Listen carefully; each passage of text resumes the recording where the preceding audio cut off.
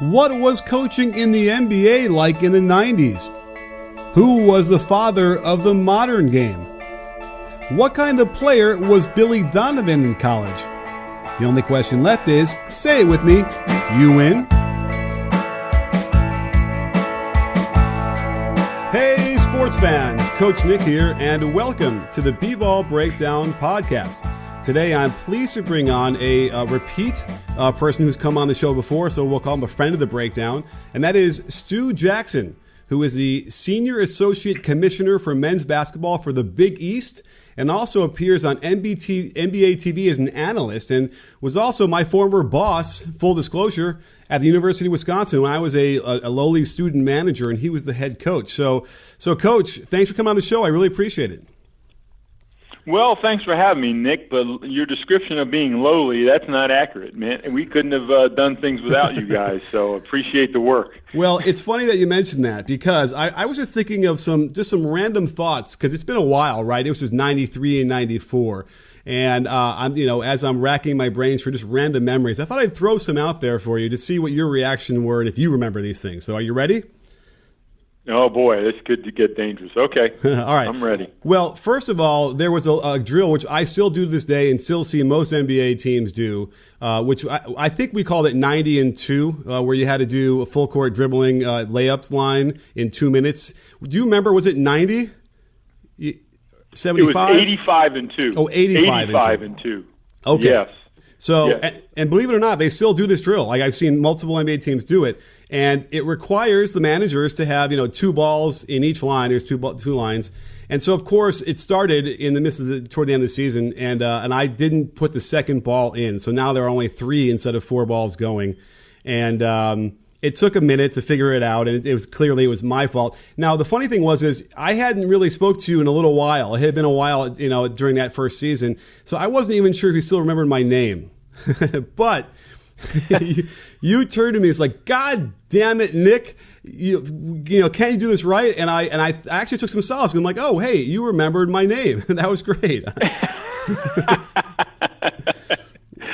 Well, yeah, Nick, I remembered your name. I made a point of trying to know everybody's name because, as any good program, the key to your success has to be from practice. And I know we had a lot of things going on. It was a very active, dynamic, and competitive practice, and I wanted that kind of environment. But that drill is a very difficult drill. It really takes. From a player standpoint, you really have to sprint the entire 2 minutes when you're up. And you have to sprint, also pass the ball accurately twice to the managers, full length of the court in your line, and then make the second catch and lay it in left or right-handed, depending on which side we were doing it. So it's a tough drill to make, but and we didn't always make it every day. Yeah. Well, it's funny because we talk about this on Twitter a lot. I'm not sure if you've seen it, but a lot of the old school coaches who, if you miss a layup, they'll just stop the practice and make the team run suicides. And so I rail against this now because I don't see how running a suicide helps you make layups. And that's a great example where I would use to say, okay, if your drills aren't, having cardio built in to skill work, then I don't think it's worth doing. And it seems like that was a drill. Was that from Coach Pitino? Did you get that way back in the day, or where did that drill, the evolution of that come from? Actually, yes, that's the first time that I'd seen the drill or ran it, which was with Rick Pitino. And you're right. I mean, if you're going to, penalize your team and actually run them, I always felt you shouldn't do it without a ball in your hand. Just simply do running for the sake of running, that's what they're doing outside at the track, and it's not necessarily good for basketball. Especially when you run like a suicide, for instance, which seems to be a bit of a random series of distances back and forth. It doesn't really mimic a lot of what you see in a game. In fact, I just saw, can we talk Big East for a second? I saw an article about Bobby Hurley. I'm sorry, not Bobby. I'm sorry, who's now coaching at UConn? Which brother? It's Bobby, Danny right? Hurley. Oh, Danny. Sorry, it's Danny. College. Danny Hurley. So I just read an article where Danny was, making them run, doing 3-man or 4-man weave and running suicides. And I just kind of scratched my head because, again, like we just said, those are the old school drills that don't seem to really apply. And I certainly don't remember when you ran your practices. You seem to be ahead of the game there with avoiding things that don't completely mimic what's going on in the game.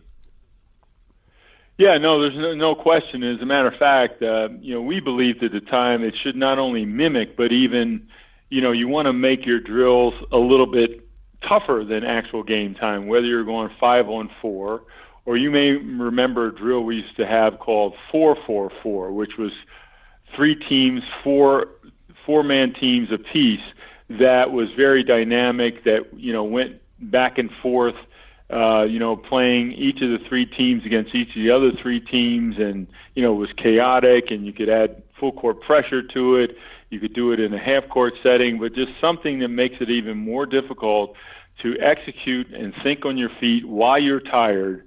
I think all those types of drills were ones that we tried to, employ in practice because, during the game, it helps you slow the game down. Well, not only do I remember 4-on-4-on-4, but I used it as a staple almost every practice. A, because the kids loved it, but B, my favorite part of it was you're doing a point system, right? So if you score, you get a point. If you get scored on, you'll lose a point. And it was the best thing I ever think I took from your practices. I even do it now where if they run an action out of our offense, it's a point even if you don't score. And so now all of a sudden the team is like trying to run their offense in that chaotic, drill. So yes, I do remember that. And I don't see enough teams running it. If you want a quick overview, it's, imagine 3 teams of 4. And then as the 4 guys come down, it's 4-on-2. The other 2 guys are running in. Please correct me if I'm not describing it perfectly, but, it's a great sort of got a fast break and half court all in one. Yeah, you're right. So you're right. Each team eventually comes down 4-on-2 defenders, but then the other 2 defenders enter the court from half court. And they have to touch the center circle and get back into play as if they're, running into transition defense. And it also requires the 2 defenders back to actually play pretty solid defense and try to slow the ball so that their teammates can get back into play, and then you play 4-on-4. I think it's a great drill. Yeah, so I love it. The kids love it. It's a great thing. I'll make sure to do a video on that to show people too, and I'll give proper credit for sure. Now, it's interesting because when I talk to teachers, and a lot of times I think what they should do is ask their students from 20 years ago things that they remember specifically from certain lessons. And I think that might help them understand how to, what about that lesson stuck in their brain longer than others. And when I was thinking about what you did in practice, it's weird. The one thing that I really remember, and I'm trying to remember, I don't know why, maybe you can help me, is when you taught zipper cut, into a weak side screen on the weak side after the zipper cut. I don't know why, but that's one of those things that stuck with me. I remember the day you taught it and how you put it in. And I was just wondering if you could give us some insight into, where you developed that and where you got that from and why you taught it. Yeah, well, at the time when I came to the University of Wisconsin, my more recent coaching background was from the NBA at that point, and the NBA was a little bit different than it is today in terms of style of play or the way that the game looked. But there were certain staples that you ran in half-court offense, and one of them was a series of sets around the zipper cut, and we would do different things out of the zipper cut. Whether it was a weak side pin down or a zipper cut to a pick and roll or, a variety of different things. And what we were trying, I think the key, whatever you run, is that you just pay attention to detail and make sure that the players understand what they're doing, why they're doing, exactly where they need to be on the floor, how they need to cut, where their eyes should be looking, where their body should be moving. And I think all of those things together are really what make any offensive set work. So do you think that there's something particular about that just became memorable? I mean, the funny thing is as I'm doing my breakdowns, all I see is zipper cuts all over the place. It was what the Spurs would run to get Tony Parker coming around the court. And you're right. It's very, it has a lot of different options. So, I don't know. Do you have any idea? Do you think maybe it was a simple thing that's probably why it sticks easier than others? Well, I think it's a simple thing in terms of what the defense does. And it's not. It's a type of cut with a zipper screen that's very difficult to deny. So it allows you to get the ball at the elbow or to the middle of the floor in the most dangerous area for the defense, right away and early in the shot clock. And that's why, I believe it's a staple in a lot of offense at some point, no matter what you run. Sure. And by the way, most people I'm sure who follow me and listen to this know what that is. But, it's when you cut from the block up to the top of the key when the ball's on the wing. So just like the zipper cut is a great way to get into your offense, StockX is an even better way to get the hottest new sneakers as they're just hitting the shelves. StockX is a revolutionary new marketplace for buying or selling 100% authentic sneakers, streetwear, watches, and handbags. And here's the cool part about it. StockX uses the same principles as the stock market to make your purchases by giving you real-time market data for intelligent buying and selling. You'll see exactly how much an item has sold in the past and what it's selling for now. Best of all, StockX has removed the risk from buying and selling online. Total anonymity between buyer and seller. You'll never have to deal directly with a random buyer or seller again. StockX has experts that verify every item, making sure everything you get is 100% authentic. Visit StockX.com/Coach Nick now, and you'll see what an incredible platform this is. That's StockX.com/Coach Nick. Now you know. Let's talk a little bit about the fact that so you've been on both sides of the equation here as a coach and also as the guy that is the commissioner or is the guy that has to deal with giving out punishment, I suppose we'll call it. So do you remember? It was back in the day. So let's just set the scene. Back in the day when you were coaching, Michigan had the Fab Five. Right. And we had a game against them coming up. And the game before at home, I don't remember if you remember going with this, there was a fight on the court. And one of our guards, Andy Kilbride, as I recall, elbowed the guy in the head and whatever. It was a big melee. And, that was when those rules were about, if you come on the court, you're going to be suspended for the next game. And that was going to be for Michigan. And I believe, as I recall, Michael Finley, who was the star player at that time, strayed a few feet onto the court. Do you remember this at all? Yeah, I do. Vaguely, but I do remember it. Yes. Oh, okay, because here's what I remember. I remember being in the locker room after the game. And I didn't have to be very close to you to hear what you were saying. You were on the phone. I think probably I'm ostensibly to the Big Ten commissioner, whoever that was at the time, just very, I guess, vociferously arguing your point that he should not be suspended for that game. Did you remember that part too, or is that hazy? Oh, I do remember that part. Yes, I do. And at the time, I didn't think my assistant coaches did a very good job of keeping guys back. On the bench and off the floor. So I was probably, I was as upset at them as I was anyone else, because I think it's a natural reaction for players when they see one of their teammates on the floor to try to get out there and support them. And it's really up to the assistant coaches to keep those guys back. And so, in your persona, you're very calm and cool and collected. So I'm not so sure when people hear this, maybe are aware when you were coaching, you were all energy, all up and down. I don't know if you ever sat down on the bench. And then certainly in that moment, it was, I guess the question is from the other side of the equation, if you're on that, receiving that call, what do you have to do when you have a coach who is so loudly pleading his case to you? Does that work, I guess is the question. Well, I've been on that side many times when I was at the NBA as the head of operations for the NBA, and I've taken a lot of those calls from not only coaches but general managers, and in that odd occasion, even from owners. And the biggest key is you have to listen, because when you're in those positions and you're talking to someone that's in a competitive environment, you have to understand that competition, it changes all of us. It brings the best out in people, and it brings the worst out in people. And I think if you're an administrator, you can't react, and you really have to focus on listening. But then what happens after that is there's a process involved. And you have to go through your process and make the best evaluation of the incident on the floor that you can.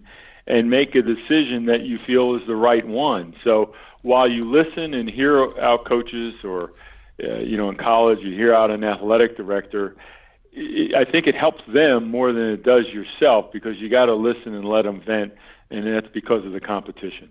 Oh, for sure. And I believe that you made your case. I think that Michael Finley did play that game against Michigan. He played, yeah. Yeah. He played. And actually we played them pretty well that time, but they were a tough team, obviously. Right. And I think before you had gotten there, that Wisconsin team had beaten them in the Fieldhouse in an upset. So there was all sorts of anticipation for that. But yeah, that was Chris Webber and Jalen Rose and all those guys. So that was not so easy. I think I remember doing their locker room, having to take care of the towels and all that stuff. So and by the way, just you mentioned your assistants at that time. Your assistants were Stan Van Gundy, Sean Miller, to name two, Ray McCallum. Those were some. Looking back on it now, that's like Tom Landry and oh my God, who was the old Packers coach? Vince Lombardi. Vince Lombardi being on the Giants staff, right? Like that, you had some. Those. I don't know if too many staffs had those good coaches as assistants. Would you say? No, we were really fortunate. As you know, Ray McCallum actually was on the Wisconsin staff prior to my arrival, but I made the decision to keep Ray because I felt that one, I wanted some continuity from the old regime in terms of their relationship with players and the recruiting base in the Midwest. And also, I thought Ray was a very capable coach, which later on he proved to be right, becoming a head coach at Ball State and University of Detroit. And then Stan Van Gundy at that time was a head coach at Division II at the University of Lowell, and we brought him on staff at the University of Wisconsin. And Sean Miller, I hired literally 3 weeks after he graduated from the University of Pittsburgh as my, what they called then, graduate assistant. So, and later on, Tim Buckley came, the next year. So I was really fortunate, to have some very high quality, young assistants at the time. Yeah, I think Sean and I used to play one-on-one after practice a lot, and I think he would say that I think you recruited him. That's how you knew him, right? That's right. I recruited him at Providence College. Wasn't successful. He ended up going to the University of Pittsburgh. But we stayed in contact with one another even when he was an undergrad, and I was always in contact with his father because I was always looking for players in the Pittsburgh area, and he was a great resource. And the spring of his senior season at Pitt, Sean wasn't going on to the NBA obviously, and I knew that he wanted to coach.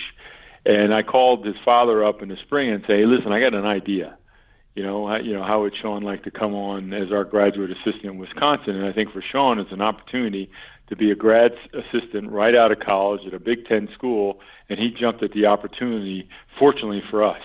For sure. And he's gone very far at leading the Arizona team to a lot of, fantastic players and a lot of wins. But here's the thing. You didn't lose out that quick much because to Providence, you had a little guard that I think we all recognize the name when I say his name is Billy Donovan, Billy the Kid. Really quickly, I thought, could you just give us a sense of, what kind of player, who would he compare to now when he played at Providence?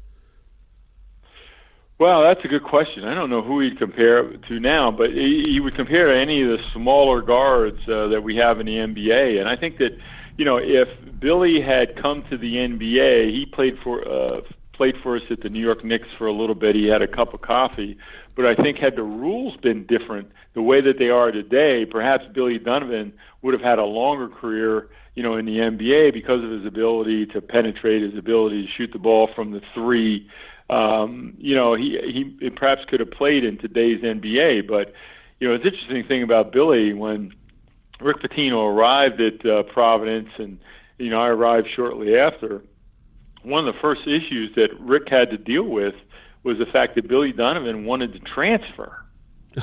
Really? He was going to transfer from Providence College to Bentley College, which was a Division II school, not too far from Providence College. And at the time, Billy was, slightly overweight. He wasn't in great condition, hadn't had a lot of success at Providence at the time. And we did not have a lot of scholarship players. And if for nothing else, Rick had to convince Billy to stay at Providence College because we didn't have any players. I think we only had like 9 scholarship players. So not even enough for, full practice. So fortunately for us, and even fortunately for Billy, he ended up staying at Providence. And what we didn't realize at the time was, Billy Donovan's work ethic, which was off the charts. So he got himself in great condition, started to work on his skill level with a frequency that he had never done before under Rick Pitino, and he just started to blossom. And to our surprise, and we were surprised. Don't get me wrong. That first year, not too far into the season, when we realized, oh damn, this guy's not bad, Yeah. And he went on to become Billy the Kid, and the rest is history. Yeah, I mean, his senior year, he averaged about 21 points a game. But here's the thing that's interesting about that is he actually took 7 threes a game and hit 41%. So it's mind-boggling how coaches back in the day would not let players shoot more threes. Not smart. There were coaches that wouldn't let tall players handle the ball or shoot from the outside. Not smart. But you know what is smart? Going to ZipRecruiter.com/breakdown to hire the right person. ZipRecruiter doesn't depend on candidates finding you. It finds them for you.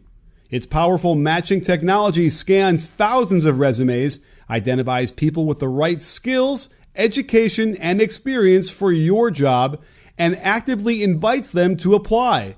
So you get qualified candidates fast. No more sorting through the wrong resumes. No more waiting for the right candidates to apply. That's why ZipRecruiter is rated #1 by employers in the U.S. And right now, my listeners can try ZipRecruiter for free at this exclusive web address, ZipRecruiter.com/breakdown. That's ZipRecruiter.com/breakdown. ZipRecruiter, the smartest way to hire. Why were coaches at that era and even into the 90s, why didn't they figure out this whole notion that the three-pointer is 1 point more than the two until now? Well, for all the listeners out there, I'm going to tell you here today, the first person to do it was Rick Pitino. And, I tell people this and anyone that are listening because I remember the day we had a staff meeting in the sauna. Rick liked to have meetings in the sauna to see who would sweat the most and, fall off the quickest. But anyway, he got out his magnetic board, and on the magnetic board started to do the math. And his premise was we weren't, an exceptionally talented team, and if we were going to have an edge, mathematically it made more sense for us to exercise a three-point shot than to shoot twos, also given the fact at the time we didn't have a great post player. So he was really the first head coach in America that really made the three-point shot, a major part of the offense, and he did it for mathematical reasons, which now everybody today says there's analytics. And I'm here to tell you, Rick Pitino figured it out before anyone did. Wow. Now, I kind of remember at Wisconsin, I don't think it was as much of a focus, or am I forgetting that, did we shoot a ton of threes? We shot a fair amount of threes, yeah, because we were on the break a lot. Our style of play was one of, we full court press, half court press, 3/4 press, like to get out on the break, and we try to encourage, the players to shoot a lot of threes. But when we had Mike Finley, it was a little bit different animal. He can shoot the ball a little bit from the perimeter, but he was always the best athlete on the floor. And with him, we tried to get him to insert the ball into the paint area off the drive because he was very difficult to stop. Yes. I also remember the best three-point shooter we had was a guy that I think it's an interesting dilemma because this guy, his name was Andy Kilbride. He was our starting shooting guard. And when you watch him in practice, you might even think that he was the best player on the team. He would steal the ball. He'd run the offense. He'd nail threes. He'd drive, all these things. But for some reason, he had a hard time sort of translating that to games. And I think that was a struggle for you to kind of figure out as well, right? What can we do to get him to replicate practice? Is that a fair assessment? Yeah, no, that's fair. And eventually he started to get it and be a little bit more productive. But you're right. He was a very, very good practice player, but eventually, became a good game player. And, it was frustrating to him I mean, I was frustrated, but it was even more frustrating to him, and it was something that we talked about at length. But he went on to become a very good player. Right. Was there one little key or some sort of piece of the puzzle that he kind of figured out toward the end there that unlocked some stuff? I think he just needed to clear his head. I mean, I think all of us perform better with a clear mind. I mean, if it was in today's game, Andy would have been the guy that I would have recommended, like meditation and yoga, because I really think that's what he needed in an effort to release his mind so that he started to have fun again. And, I wasn't that smart back then, but, we did talk about it, and I thought that helped him some. Fair enough, and that's true. I mean, so close on some of these things to figuring out what we are now. And I have to imagine in 15, 20 years from now, we're going to look back on these times and thinking, what were we doing then? So do you have 1 minute to give us a brief, like what's your one storyline from the NBA that's caught your eye so far? This coming season? Yeah. I mean, boy, there's several. I think, of great interest is just what's going to happen with the Lakers and LeBron in the West. I think who comes out of the East, whether it's the Sixers, the Raptors, or the Celtics, who appear to be the deepest team. I'm also very intrigued. There's a sub-story, how Kawhi plays in Toronto and, what that means for the Toronto Raptors' future. And then if that's not enough, I mean, what's Boogie Cousins going to add to the Golden State Warriors? That's just, amazing story that they're going to be able to put 5 All-Stars on the floor at one time. Great. Well, I only asked you that so I have some ideas for some videos coming up. So thank you for that. That's a really great rundown and all very good questions we're going to see. I would think that the most intriguing thing could very well be the LeBron and with the Lakers and whether or not they make the playoffs, because that just doesn't seem clear to me that they could do that just yet. Yeah, it's going to be interesting. It's not so much can the Lakers make the playoffs, but who do you knock out of the playoffs in the West, because it's so deep and so strong. I don't know. And then you have Denver out there looming, who, to me, on paper, is a playoff team, just missing last year, I think, by a game or two. So it's going to be a tall order for the Lakers. But listen, we've seen it before. We've seen LeBron take a group of players and raise their level of play and excellence, to a level that makes them a playoff team. And I sort of think he'll do it this year. It's hard to imagine he won't, so I will agree with that one. And also, I just can't thank you enough for coming on the show and giving us some insight and terrific stories from back in the day. Yeah, no, it's always a pleasure. Thanks for having me, Nick. You got it. And don't forget, sports fans, at B-Ball Breakdown, we're not a channel, we're a conversation. You in? Are you in, Coach? I'm in. I'm all in.